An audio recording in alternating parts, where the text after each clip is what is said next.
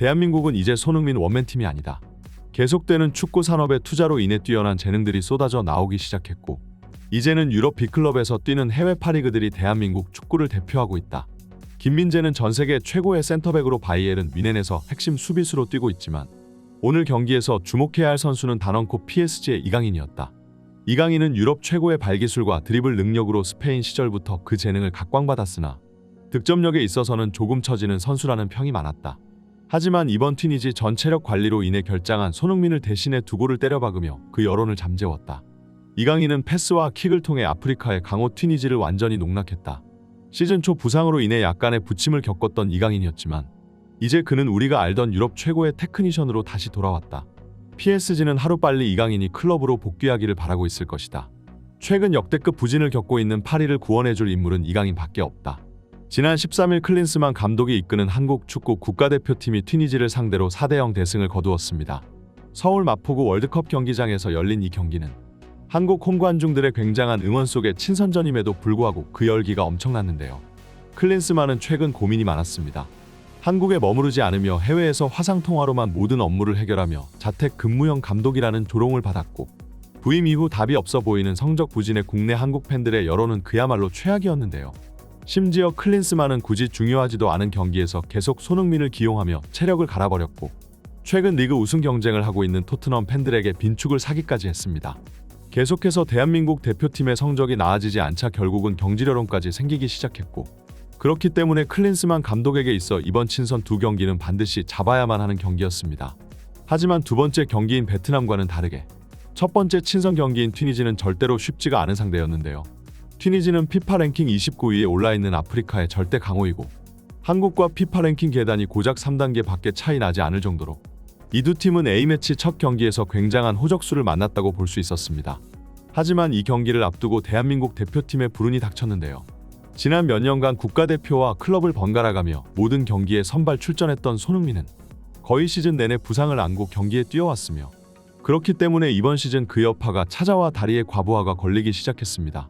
토트넘의 포스테코글루 감독은 손흥민의 몸 상태를 알고 있었고 90분이 넘어가기 전 교체로 불러들이며 체력 관리를 해주기 시작했지만, 정작 국가대표팀에서 클린스만 감독이 모든 경기를 소화시키게 하며 몸에 축적된 피로도가 쉽게 사라지지 않았는데요. 결국 이번 시즌 다시 한번 국가대표로 되돌아온 손흥민은 지칠 대로 지쳐있는 상태였습니다. 클린스만은 이 중요한 경기를 앞두고 대한민국의 최고 에이스를 잃게 되는 상황을 맞이했으나 한국 팬들은 이 또한 클린스만 감독의 자업자득일 뿐이라며 냉랭한 반응을 보였습니다. 대한민국 대표팀은 4-4-2 포메이션을 들고 나왔고, 포백의 서령우, 김민재, 정우영, 이기재, 미드필더의 이재성, 박용우, 홍현석, 황희찬, 그리고 최전방 투톱의 조규성과 이강인이 출전하였는데요.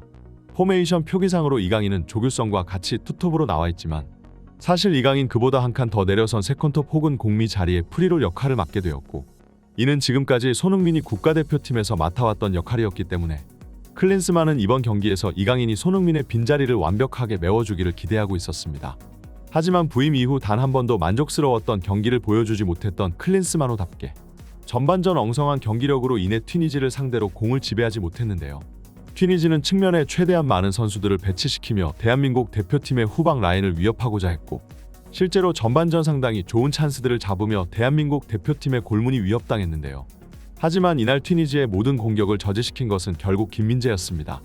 바이에른 뮌헨이라는 세계 최고의 빅클럽에서 활약하며 이미 유럽 최고의 센터백으로 우뚝 서 있는 김민재는 압도적인 신체 능력을 과시하며 힘과 스피드로 튀니지의 공격수들을 찍어 눌렀는데요. 튀니지의 선수들도 절대로 어디 가서 꿀리지는 않는 신체 능력을 보유하고 있었으나 이 선수들이 마치 어린 아이들처럼 보이게 할 정도로 김민재는 튀니지의 선수들을 가볍게 무력화시켰습니다. 김민재의 활약 덕분에 전반전은 무실점으로 끝나게 되었지만, 그럼에도 불구하고 역시 손흥민의 공백이 컸는지 대한민국 대표팀의 결정력은 영살아나지 않았는데요. 하지만 후반전 자칫하면 무승부 상태가 이어질 수 있었던 이 경기의 흐름을 바꾼 건 이강인이었습니다. 이강인은 후반 초반부터 더욱 적극적으로 공을 만지며 드리블을 시도하였고, 튀니지 선수들은 이강인의 전진 드리블을 막다 수많은 파울을 내주기 시작하였는데요. 결국 이강인은 이번 경기 가장 페널티 박스에서 가까운 위치에 프리킥 찬스를 얻어내는데 성공하였고, 공을 자신의 발 앞에 가져다 놓았습니다. 그러나 이 위치는 간접 프리킥을 시도하기에는 적절한 위치였으나 직접 프리킥을 시도하기에는 너무 측면으로 벌어진 거리였는데요. 그렇기 때문에 튀니지 선수들은 이강인이 크로스를 올릴 것이라 생각하고 김민재와 같은 제공권 능력이 뛰어난 센터백을 견제하는데 모든 신경을 쏟았지만 정작 이강인은 이들의 허를 찔러 직접 프리킥을 시도했습니다. 이강인의 킥은 그대로 구석 쪽으로 날카롭게 휘어들어가 그대로 골망을 갈랐는데요. 튀니지의 골키퍼 간신히 손으로 건드리기는 했으나 워낙 공에 힘이 실렸던 오히려 골키퍼의 손을 튕겨내버리고 말았습니다. 환상적인 프리킥으로 선제골을 기록하자 이후부터는 그야말로 이강인의 원맨쇼가 이어졌는데요. 첫 골에 흥분이 채 가라앉기도 전에 곧바로 이강인이 두 번째 골마저 터트리고 만 것이죠. 페널티 박스 안에서 공을 잡은 이강인은 자신을 둘러싼 4명의 수비수들 사이에서 왼발킥을 시도하였고 이 공은 그대로 골키퍼의 옆을 지나 골대 구석으로 빨려 들어갔습니다. 튀니지 수비수 4명이 이강인을 막기 위해 달려들었지만 이강인은 이들을 완벽히 농락해버리는 골을 성공시킨 것인데요. 골키퍼는 이강인의 반박자 빠른 슛에 몸이 반응조차 하지 못했고 허탈한 표정으로 가만히 서 있을 수밖에 없었습니다. 이강인이 개인 능력으로 2골을 집어넣자 경기는 완전히 한국의 페이스로 넘어왔습니다. 역시 대한민국 대표팀을 먹여 살리는 건 해외파 리거들 밖에 없었는데요.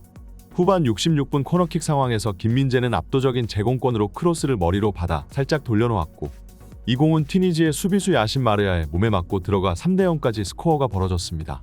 멘탈이 나가버린 튀니지 선수들은 경기 마지막까지 집중력을 발휘하지 못했고 결국 후반 추가 시간 황의조가 상대의 골킥 실수를 그대로 골로 연결시키며 총 4대0이라는 완벽한 스코어로 대한민국 대표팀이 친선전 첫 경기를 대승으로 장식했습니다.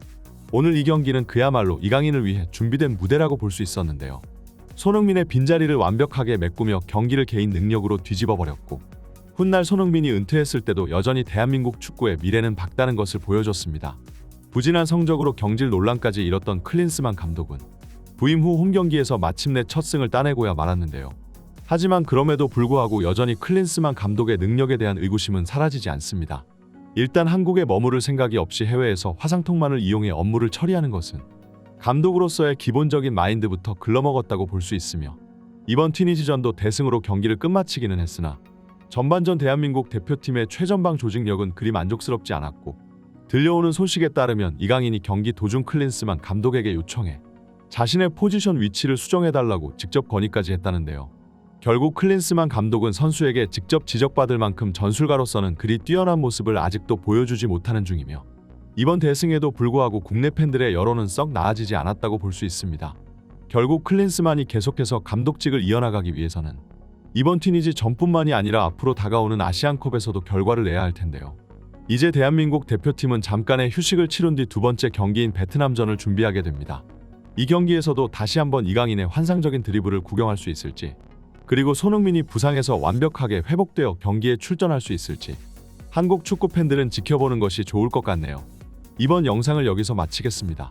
여기까지 풋볼 랭킹이었습니다. 좋아요와 구독은 영상 제작자에게 큰 힘이 됩니다. 감사합니다.